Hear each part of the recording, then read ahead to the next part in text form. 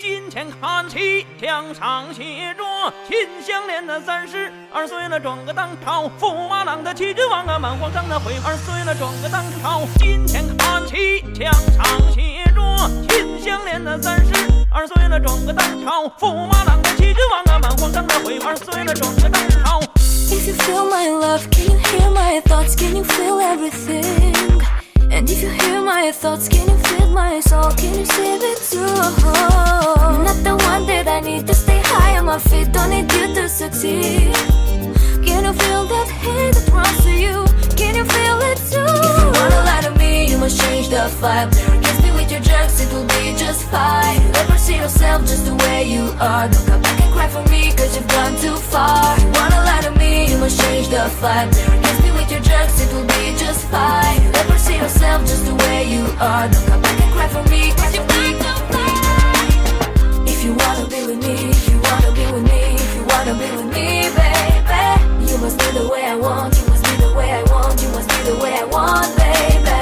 If you wanna be with me, if you wanna be with me, if you wanna be with me, baby, you must be the way I want, you must be the way I want, you must be the way I want, baby. 金钱看齐，墙上写着秦香莲的32岁了，转个当朝；驸马郎的气质王啊，满皇上的回2岁了，转个当朝。金钱看齐，墙上写着秦香莲的32岁了，转个当朝；驸马郎的气质王啊，满皇上的回2岁了，转个当朝。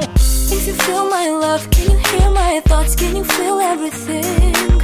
And if you hear my thoughts, can you feel my soul? Can you see it too?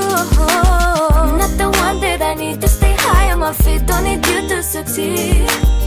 Can you feel that hate that runs to you? Can you feel it too? If you wanna lie to me, you must change the vibe. Never kiss me with your jerks, it will be just fine. Never see yourself just the way you are. Don't come back and cry for me, cause you've gone too far. If you wanna lie to me, you must change the vibe. Never kiss me with your jerks, it will be just fine. Never see yourself just the way you are. Don't come back and cry for me, cause you've gone too far.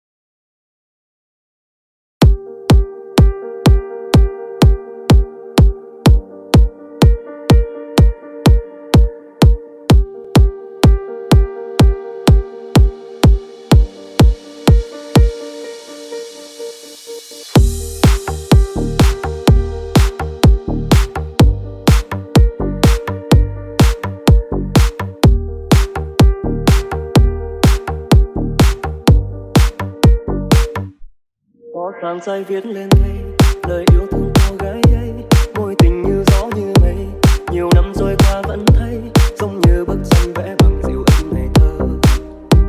Có khi trong tim thức ngỡ là mơ, câu chuyện đã dẫn xa xôi, niềm riêng không ai biết tới.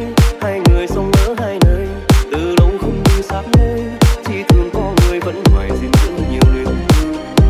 Mỗi khi nhớ đôi mắt biết như thời nhớ ngày cô ấy đi theo chân mẹ ta, dàn dây bơ vơ từ xa trong tim hụt hẫng như mất một thứ gì.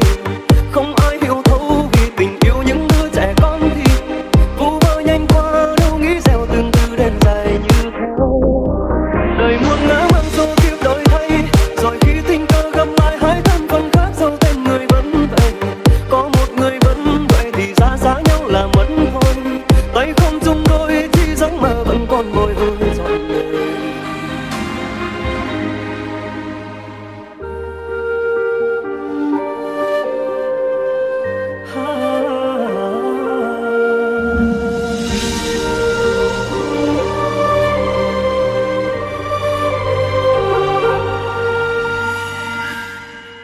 trai lúc xuân xanh, ngược xuôi bon sen đất khách, mỗi tình cứ thế phai nhanh, dường như thôi không nghĩ đến biết đâu có cô gái làm dịu em hồn đã khô, dẫu không có đôi mắt giống mùa thu. Câu chuyện đáng lẽ xa xôi, niềm riêng không ai nhắc tới, nhưng rồi ngăn cánh xa khơi, một hôm cơn mưa dẫn lối, thấy cô gái nằm ấy khiến không thích như lúc đầu, vẫn người đo đôi mắt biết giờ đã biết buồn đau. Ngày cô ấy đi theo chân mẹ ra, chàng trai ba vơ từ xa trong tim buồn vẫn như mất một thứ gì, không ai hiểu thấu vì tình yêu những đứa trẻ con thì vu vơ nhanh qua, đâu nghĩ gieo từ từ đến dài như thế. Đời muôn ngỡ dẫu biết đổi thay, rồi khi tình cờ gặp lại hai thân phận khác, dẫu tên người vẫn vậy, có một người vẫn vậy vì ra xa nhau là mất thôi, tay không chung đôi chỉ giấc mơ vẫn còn bồi hồi dòng đời. Có chàng trai viết lên cây lời yêu thương cô gái ấy, có chàng trai viết lên cây lời yêu thương cô gái ấy, có chàng trai viết lên